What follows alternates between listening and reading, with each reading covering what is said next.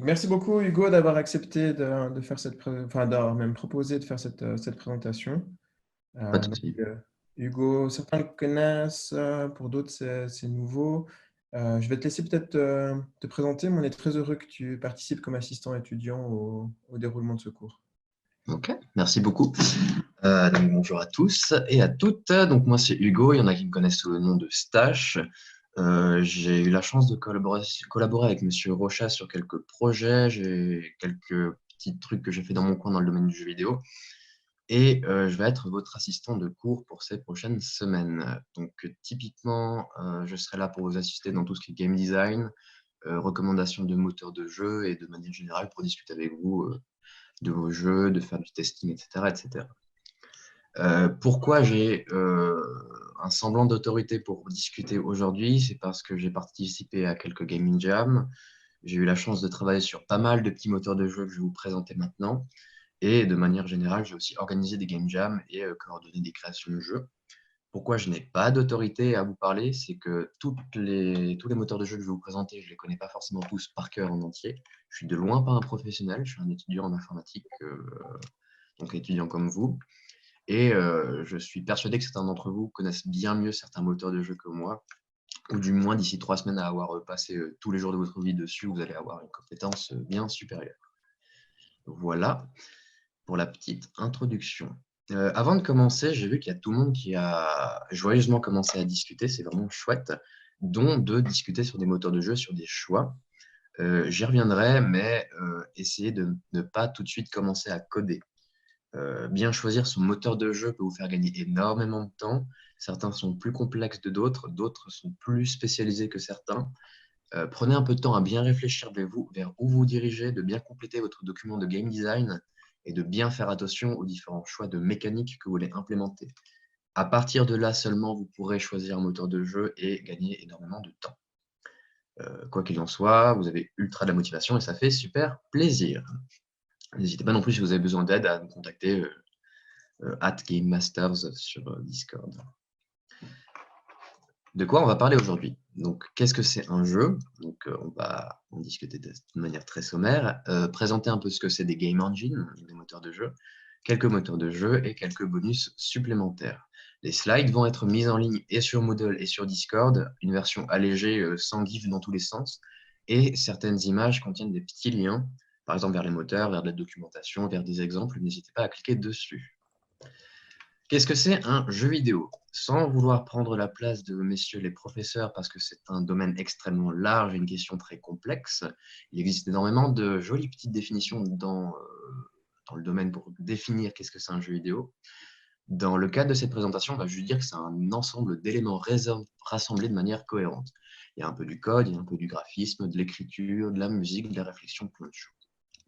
Dans ce cadre, euh, de manière à peu près historique, c'était très vite redondant de devoir à chaque fois retaper totalement la totalité des lignes de code, de tout le temps réexploiter et recréer des textures, etc., etc. Par exemple, on peut retrouver des similarités entre différents types de jeux. Dans les jeux de plateforme, en général, tu as des trucs qui sont un peu solides et de la gravité. Dans des jeux de tir, tu as des armes et des trucs à dégommer, etc., etc. Donc, pourquoi tout le temps tout recommencer à chaque fois? C'est là qu'est venue un petit peu la création des moteurs de jeu, typiquement dans l'idée de réexploiter au maximum des éléments déjà existants. Vous allez constater tout au long de cette présentation que je vais prendre Doom comme exemple de manière beaucoup trop fréquente, je m'en excuse par avance. Néanmoins, pour commencer gentiment, Doom est un des premiers exemples historiques de jeu qui a décidé de créer un moteur de jeu pour pouvoir réutiliser des éléments et pour pouvoir créer de nouveaux jeux par-dessus. Évidemment, il y a beaucoup d'autres trucs de manière historique, mais c'est un peu de là que c'est parti. Et on s'est rendu compte que les moteurs de jeu, c'était très pratique et ça pouvait même être commercialisé de manière indépendante. L'exploitation des moteurs de jeu, par exemple, on prend le CryEngine de Crytek, qui a permis de faire énormément de jeux. C'est une plateforme unique sur laquelle de nombreux jeux ont été créés. Qu'est-ce que c'est qu'une game engine ou qu'un moteur de jeu? En gros, d'après Wikipédia, il y a une jolie petite définition présente ici. C'est un ensemble de composants logiciels qui effectuent des calculs de géométrie et de physique, blablabla. Bla, bla, bla, bla. Tout simplement, c'est un outil pour éviter de faire le sale travail, comme je l'ai cité précédemment. Je ne l'ai peut-être pas dit au début, mais si à tout moment il y a des questions, n'hésitez pas à balancer dans le chat et j'y répondrai en direct. Petite note qui me semblait importante, encore une fois, j'ai un background d'informaticien, donc désolé pour la divergence. C'est quoi la différence entre un moteur de jeu, un SDK et une API? Un moteur de jeu, c'est un logiciel généralement unique facilitant le développement d'un autre logiciel, donc un jeu dans notre cas présent. Tandis qu'un kit de développement, SDK, c'est un ensemble de logiciels facilitant le développement d'un logiciel sur une plateforme donnée. En général, pour des plateformes type la Xbox ou la Nintendo Switch, les entreprises fournissent un kit de développement pour que les développeurs puissent s'amuser à soit porter, soit créer un jeu sur une plateforme vraiment spécifique. Il ne faut pas non plus confondre avec des interfaces de programmation, des API, qui sont en gros des ensembles de blogs ou des accès pour pouvoir offrir des services à d'autres logiciels. Donc, vous allez peut-être en utiliser dans le cours de dans le cadre de votre création, mais ce n'est pas un moteur de jeu, c'est des services offerts pour les moteurs de jeu. C'est pourquoi je vous donne cette information, parce que quand vous allez développer, vous allez chercher des trucs sur Google, sur DuckDuckGo, etc. Et quand on cherche de la documentation, c'est bien de savoir de quoi on parle.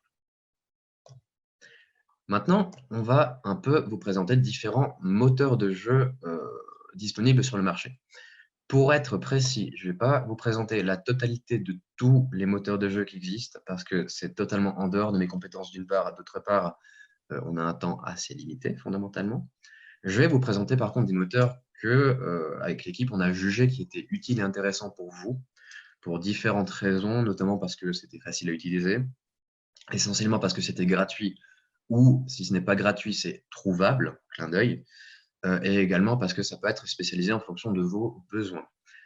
Petite astuce supplémentaire, quasiment tous les moteurs de jeu que je vais vous présenter, je les ai déjà utilisés, donc je pourrais potentiellement vous aider un petit peu. Encore une fois, je ne suis pas un professionnel, je ne suis pas du tout spécialisé, au contraire, je papillonne beaucoup trop, mais ça vous permettra d'avoir un petit bonus, un petit cadeau d'aide sur certains moteurs.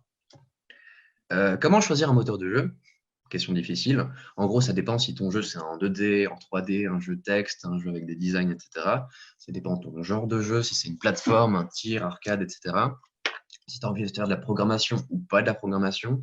Si tu as envie de faire de la prog, quel type de langage, plusieurs langages, pas de langage, vers quelle plateforme tu veux développer. C'est-à-dire que si tu veux qu'un jeu soit jouable sur mobile, tu n'auras peut-être pas forcément les mêmes besoins que si ton jeu il doit être jouable sur ton PC ou bien jouable sur ton imprimante, peu importe. La règle, par contre, que je vous recommande, c'est que vous vous baladez un petit peu, vous testez un petit peu dans tous les sens. Et une fois que vous commencez à développer sur une plateforme, gardez cette plateforme. Ça va être très compliqué de devoir recommencer du développement, surtout si vous vous rendez compte en cours de route que, oh là là, finalement, cette plateforme n'est pas très, très utile pour moi. Donc, à partir du moment où vous êtes mis d'accord en groupe de la plateforme de développement, gardez-la, c'est pas grave, il y a toujours moyen de faire des trucs. Au cours de la présentation, je vous ai mis un petit badge no-code. En gros, ça veut dire que pour ce moteur de jeu spécifique, il est possible de réaliser des jeux avec très peu de code, ou voire pas du code du tout. Par contre, ça serait quand même à vous de faire un minimum de logique derrière. Petit détail, ne codez pas votre propre moteur de jeu pour une SHS. Ça s'est déjà vu, ça va vous prendre beaucoup trop de temps. Un exemple tout con, vous avez une SHS et 2 crédits, si je ne dis pas de bêtises. Ça fait environ 4 heures d'investissement par semaine par personne. Vous avez des groupes de 5, donc ça fait à peu près une vingtaine d'heures d'investissement par semaine. Pour développer une plateforme de jeu, ça prend très vite quelques semaines, voire quelques années. Vraiment, ne mettez pas ce genre d'effort pour le développement de votre propre plateforme, sauf si vraiment vous avez un jeu extrêmement spécifique et que vous avez une idée précise de là où vous allez, ou bien si vous avez un masochisme prononcé, vos pratiques ne me regardent pas. Maintenant, voici quelques moteurs de jeu polyvalents. Le plus connu, je pense que c'est Unity, qui permet à peu près de faire tout et n'importe quoi, dont le café. Le langage de programmation principal, c'est le C++ et le C#. Et en termes de plateforme d'export, c'est à peu près votre limite, c'est l'imagination. Pour chaque exemple de moteur, je vous ai mis un exemple de jeu gratuit et un exemple de jeu payant, si possible des exemples populaires, et également un exemple de jeu de jam. Pour les gens qui ne le savent pas, les game jams, ce sont des espèces de petits tournois de création de jeux vidéo en temps limité, 24 heures, 48 heures, etc. C'est un excellent exercice pour tester les plateformes et c'est un excellent exercice de création également. J'y reviendrai un tout petit peu plus tard. Pourquoi je mets un exemple de jeu de jam? Parce que c'est en gros un jeu qui a été créé sous cette plateforme en un temps très limité Et souvent, les résultats sont assez agréables à voir. Je me permets de voir un peu d'eau. Donc, Unity, comme dit, a été utilisé pour créer par exemple le Pokémon Go, qui est un jeu gratuit un petit peu connu, je ne sais pas si vous connaissez. Et comme autre exemple payant, Cuphead, qui est un super jeu de boss fight disponible sur plein de plateformes. Comme jeu de jam, j'ai mis un exemple de l'Orbital Game Jam, qui se déroule à l'EPFL justement chaque année, d'un petit jeu en 3D qui a été créé, qui est gratuit, n'hésitez pas à le tester. Il est possible de réaliser des jeux sous Unity avec des plugins, par exemple UScript ou Gameflow. Je ne les ai pas testés personnellement, mais je sais que c'est possible. Donc, si vous avez des compétences limitées, mais que vous voulez vraiment un moteur de jeu très puissant, vous pouvez utiliser Unity. On a maintenant Unreal Engine. Donc pareil, c'est un peu une plateforme qui fait un peu le café, essentiellement orientée sur 3D et le langage de programmation en C++. Contrairement à Unity, il y a des petites limitations sur l'export de plateforme de manière facile, on s'entend. Donc c'est essentiellement orienté pour des ordinateurs. Et comme exemple de jeu gratuit, on a Fortnite, coucou à notre cher Yannick Rochat. On a également Borderlands 3D, en jeu payant, qui est sorti récemment, qui a été fait sous Unreal Engine. Et en termes de jeu de jam, je vous ai mis un petit jeu qui a été fait dans la Global Game Jam, qui se déroule entre autres à Genève chaque année. J'ai vu beaucoup passer Godot, déjà, ou Godot, je ne sais pas comment le prononcer, sur le Discord. C'est une jolie petite engine, open source, si je ne dis pas de bêtises, où on peut créer un peu du 2D, du 3D ou comme on veut, et on peut exporter sur un peu tout et n'importe quoi. Cette plateforme, on peut coder très légèrement sans utiliser du code. On peut créer des jeux sans utiliser du code, mais vu que c'est un peu limité, je ne l'ai pas considéré comme une plateforme orientée no-code. Elle a un langage de programmation propre qui est le GDScript, mais fonctionne aussi en Visual Script et en C#. Comme jeu gratuit, avec une licence un peu populaire, vous avez Mr. Bean Around the World. Comme jeu payant, vous avez un port du jeu Deponia. Et comme jeu de jam, vous avez un pas de plus qui a été créé, encore une fois, à l'Orbital Game Jam cette année.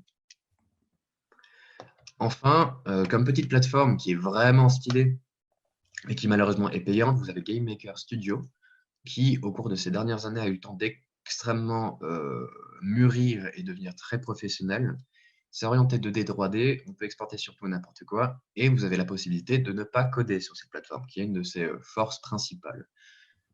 Pour étendre les capacités de la plateforme, vous pouvez également coder en JavaScript. Un petit jeu gratuit que j'apprécie beaucoup, qui a été créé sur cette plateforme, qui est très populaire sur Steam, c'est Iron Snoot.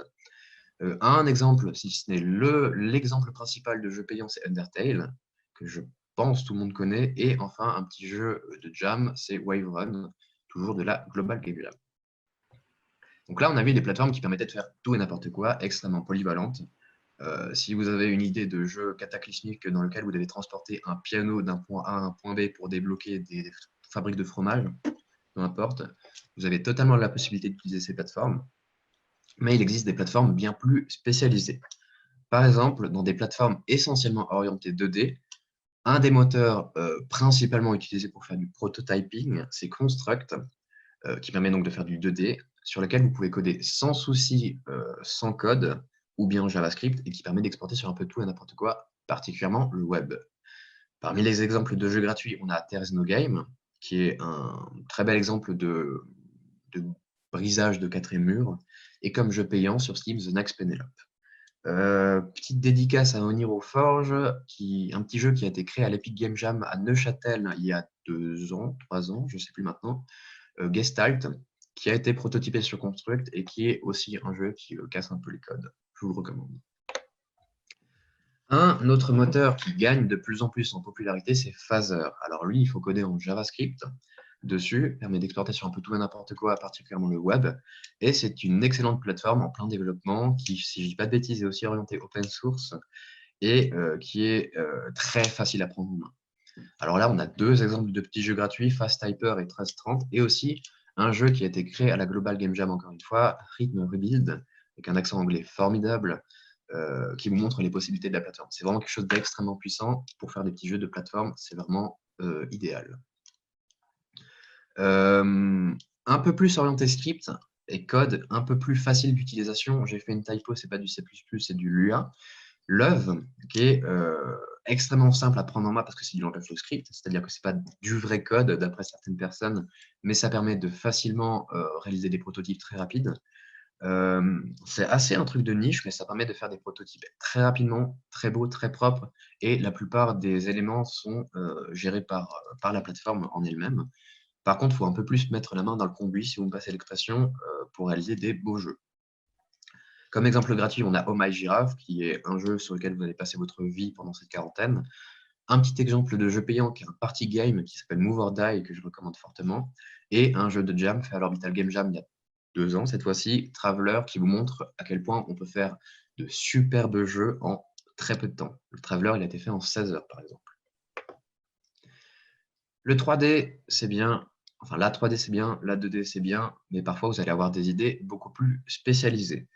Il n'est pas toujours nécessaire d'avoir des plateformes qui permettent de faire tout et n'importe quoi. Parfois, simplement, on a une idée très spécifique d'un platformer ou alors d'un visual novel ou ce genre de choses. À ce moment-là, ce n'est pas la peine d'aller chercher trop loin.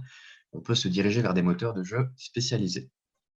Ren'Py, qui est un moteur dans lequel il faut coder en Python ou bien pas vraiment coder parce que c'est plus de la mise en forme qu'autre chose, vous permet de réaliser des visual novels, à savoir des espèces d'histoires interactives où le gameplay est relativement limité. Mais l'objectif, c'est plus de raconter une histoire et de réaliser un parcours en fonction des choix des joueurs. Typiquement, c'est utilisé pour des petits simulateurs de jeux de rencontre et aussi de très belles histoires autres, tierces, un peu psychologiques, des trucs d'horreur, etc., qui ont été créés. Un exemple gratuit, je pense que c'est un exemple très connu, c'est Doki Doki Literature Club, qui n'est pas recommandé pour les gens ayant quelques petites difficultés psychologiques, parce que c'est un jeu d'horreur psychologique. Un exemple de jeu payant, c'est Analog A Hate Story, qui est lui aussi assez populaire dans les jeux de niche. Et un exemple de jeu de jam fait il y a 1 an, Bloody Hell, qui montre la possibilité, encore une fois, de faire un jeu très rapidement. À la question, tu pourras poster tes slides sur Moodle STP. La réponse est oui, pas de souci. Ça sera posté sur Moodle et sur Discord. Version allégée, comme je l'avais annoncé au début. Si vous voulez faire un RPG, parce que c'est une belle manière de raconter des histoires également, vous avez RPG Maker qui est payant ou bien trouvable, qui permet de créer des RPG en 2D. Le langage de programmation principal, c'est Ruby et JavaScript, mais il est aussi possible de créer entièrement des jeux absolument sans coder, parce que c'est principalement du glisser-déposer. Comme jeu gratuit, vous avez Journey to the East, avec un accent anglais toujours aussi formidable, et comme jeu payant, Lisa the Painful, très inspiré de la série des Earthbound, qui montre aussi les possibilités de réalisation de RPG de niveau un peu professionnel. En jeu de jam, il y a un petit jeu qui a été créé en Afrique du Sud, si je ne dis pas de bêtises, qui s'appelle Day Off, qui est pas mal non plus. N'oubliez pas qu'à tout moment, si vous avez des questions sur certaines engines en particulier, n'hésitez pas. Là maintenant, je vais vous présenter 2 moteurs de jeu qui permettent de faire des histoires interactives, mais uniquement orientées texte, donc des histoires textuelles. C'est un peu l'origine des jeux de RPG et de jeux de rôle. Vous avez Twine, pour commencer, qui est un jeu textuel qui permet d'écrire visuellement une histoire qui sera générée en HTML et en JavaScript pour être exportée sur du web. Un exemple de jeu gratuit, ce jeu qui a un peu défrayé la chronique, mais qui est assez connu, c'est Depression Quest. Un exemple de jeu payant, vous avez Localhost. Et enfin, un jeu de jam, vous avez Apologies. Un autre modèle, oups, je suis allé un peu vite, un autre modèle de jeu pour créer des jeux textuels, de moteur pour créer des jeux textuels, c'est Inkwriter. Donc le langage de programmation, entre guillemets, c'est Ink. Encore une fois, c'est juste de la mise en forme. Vous avez 2 petits jeux ici, Creatures Such as We, qui est disponible gratuitement sur un peu toutes les plateformes, et un exemple de jeu payant, I Want to Quit My Magic Carry. Je n'ai pas trouvé de jeu de jam avec cette plateforme en revanche. Les 2 plateformes que je viens de vous présenter, il faut savoir qu'il n'y a pas du tout de graphisme, c'est vraiment du texte, c'est vraiment pour une histoire interactive purement texte. Donc ça ne peut pas forcément s'adapter à n'importe quel style de jeu, mais c'est un excellent moyen d'explorer de nouvelles frontières, entre guillemets. Par contre, il faut savoir qu'il n'y a pas que ces moteurs de jeu d'une part, mais il n'y a pas les moteurs de jeu d'autre part, disponibles pour réaliser des jeux.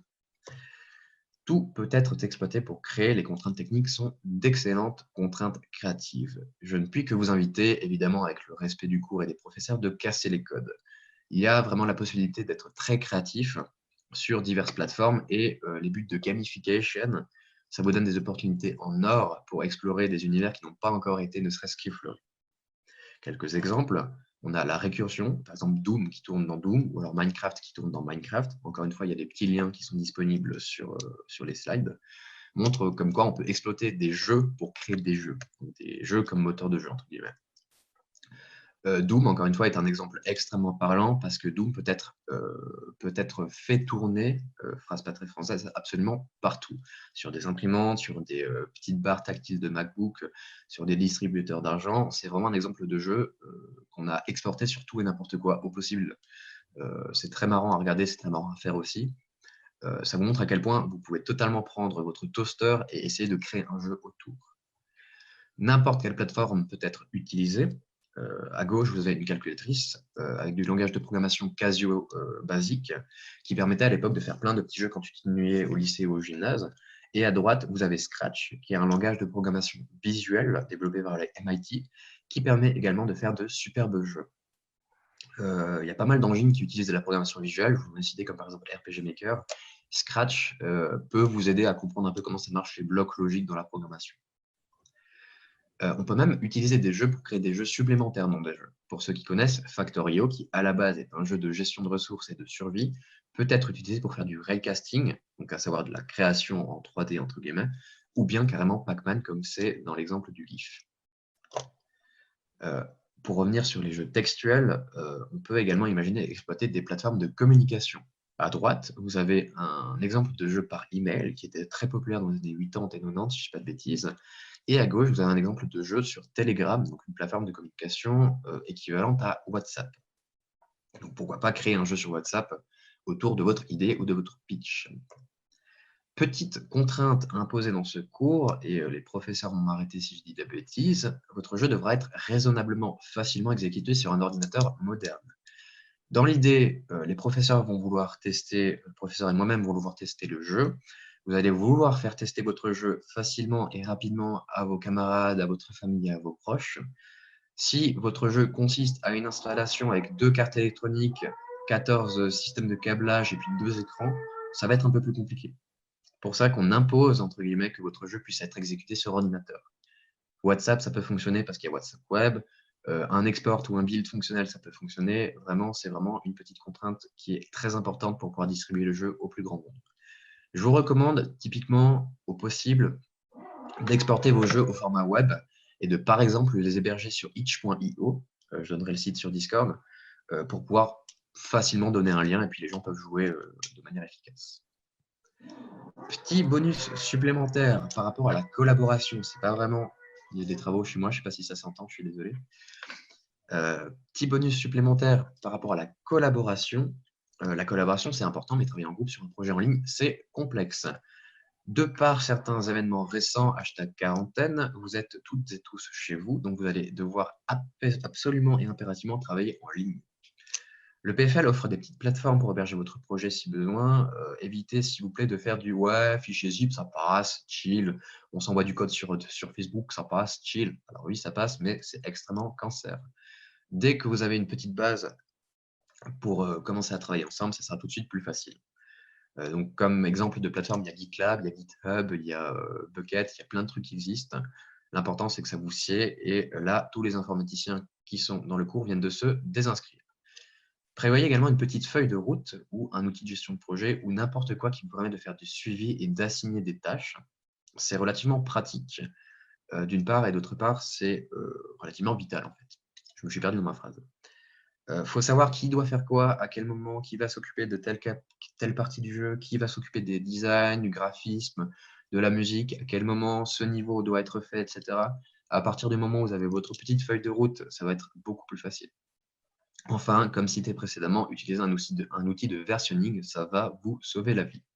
Versionning, ça veut dire que vous avez un truc qui gère automatiquement les versions de votre jeu, à savoir que chaque fois que vous faites une modification et que vous l'enregistrez, ça dit « j'ai une nouvelle étape dans la création de ce jeu ou de ce projet ». Si la personne a fait une erreur, elle pourra revenir vers des versions précédentes. Besoin de conseils, n'hésitez pas à demander. Encore une fois, j'ai pas mal de fois bossé sur des jeux, j'ai pas mal de fois bossé sur des projets. Oh non, pas encore. Time to Scrum. Ah oui, ça c'est un petit PTSD d'un cours en informatique. Donc, surtout, n'hésitez pas à demander des conseils. Même si vous n'êtes pas informaticien, ça se met très vite en place. Est-ce qu'il y a des questions? N'hésitez pas non plus à ping directement sur Discord, stachou2540. Sur Telegram, c'est @stash, et etc., etc. Je crois que c'est tout bon. Ben, merci beaucoup. Encore une fois, les slides vont être disponibles sur Moodle et sur Discord.